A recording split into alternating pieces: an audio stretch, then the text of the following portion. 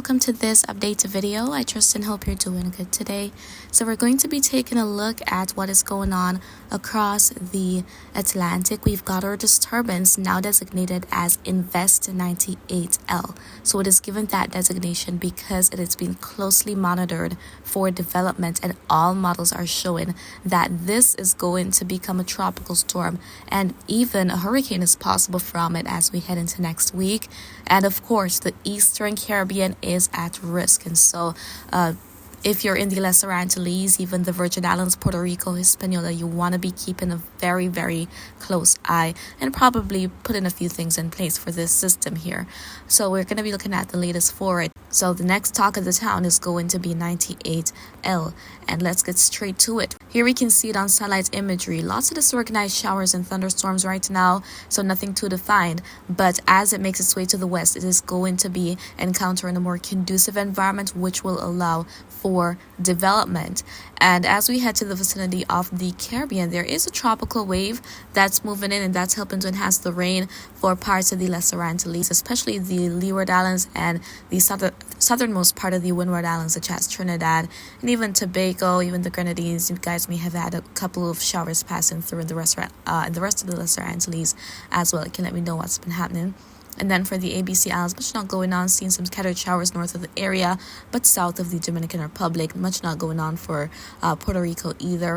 A few passing showers possible for the Virgin Islands. It's pretty sunny for the most part for much of the Bahamas, Turks and Caicos. For Jamaica this morning, for many of us, it's a sunny morning. And also as we head to the vicinity of Cuba, going to the Cayman Islands, and even parts of Central America. So overall, there isn't a major system in the Caribbean right now. However, that's likely to change as we head into next week. So let's go on to the rainfall forecast for today, after which we'll talk more about 98L and take a look at some model data as well.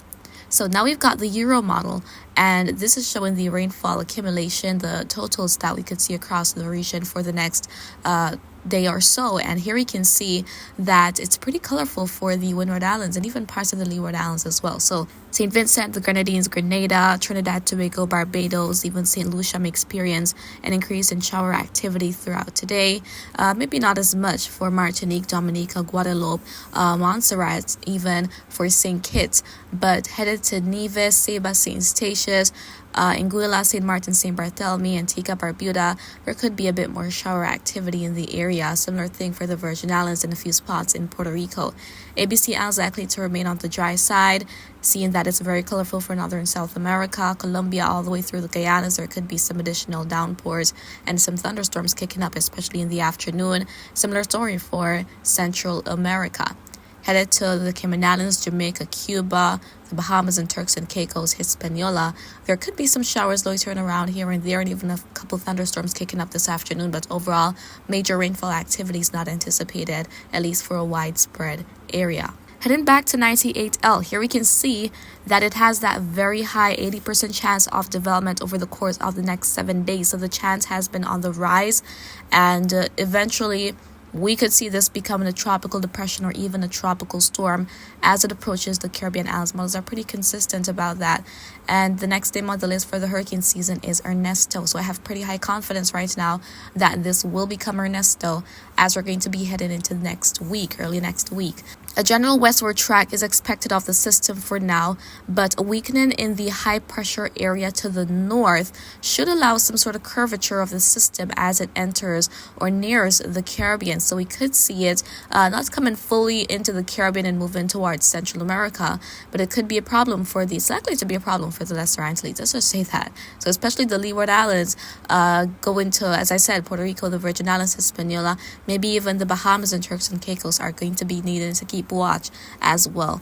And one thing I want to reiterate is the fact that it is still some time out, so nothing is 100% solid right now, even though we kind of have this idea of the general trajectory of the system. But we have to keep a close watch. But one of the things that's very likely, highly likely, is impacts in the Caribbean. let's go on to some model data. We're looking at the track forecast here.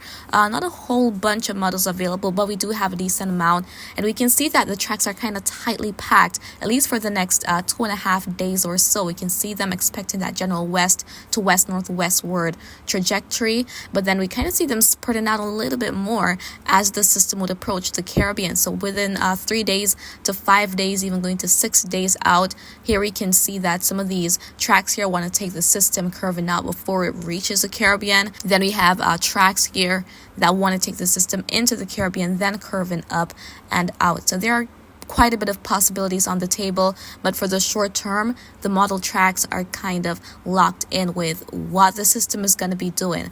However, the rate of intensification and what happens with that high pressure area to the north will be a huge determinant of what we see in the long term. But either way, as I said, Lesser Antilles and the Leeward Islands in particular should be keeping watch. Anguilla, St. Martin, St. Barthélemy, St. Bas, St. Eustatius, St. Kitts and Nevis, Montserrat, Antigua, Barbuda, and even headed to Guadeloupe, Dominica, Martinique. You guys want to keep a very close watch to the Leeward Islands and even the northern Windward Islands as well. And I want to point out that this is to track the center of the disturbance. It's not showing the size of the thing, and we know that sometimes when we have these systems moving by, even though the center may stay offshore, we may still experience impacts. For example, if the center is going to be moving more towards, say, Guadeloupe, areas as far as St. Lucia could potentially feel impacts from the system. So this is to track the center of it and where it might go. It's not for the entire system. It doesn't mean that, hey, this is going to be moved just north of me, I won't get impacts. No, you may still get impacts, especially if it is a very large system at the time. In terms of the intensity, though, let's go ahead and look at this graphic here. And here we can see the different colors. Green, we see TS, that's for tropical storm intensity. We see yellow, Cat 1, orange, Cat 2, red, Cat 3. And we can see that as of right now, most of the available models do show this becoming a tropical storm within the next 3 days. So there we have the forecast hour. We go out 72 hours and we see most of these tracks within this green shading by that time. Eventually, a few models are expecting that, hey, this could potentially make it to hurricane status over the course of the next 4 days, 5 days or so. And that is not something off the table. Once the conditions remain favorable enough, we could definitely see a hurricane coming from this disturbance. So if this is going to be approaching the Caribbean islands as a tropical storm, the impacts to expect include the very heavy rainfall, flood triggering rain, especially if it is not a fast mover. So if it's moving at a pretty moderate or even a slow pace, that's going to be an issue, because the longer it's around, the more extensive or the longer those impacts would last. So a lot of heavy rain that would trigger flooding and even other impacts such as mudslides, landslides, even the possibility of that significant storm surge, the winds of the system pushing the water on shore, and the strong winds that may be capable of causing some downed trees and affect power lines. That's when the electricity outages become a huge issue. So with our stronger systems, these strong tropical storms, hurricanes, those power outages are very much common. So guys, please ensure that you're keeping a very close watch and making any necessary preparations. Ensure that you have an emergency kit. That's something that we should always have, especially here in the Caribbean. We're so prone to different hazards that may become disasters when they strike. So we should always ensure that we have an emergency kit with essentials so that, in the case of any emergency, we can just grab and go.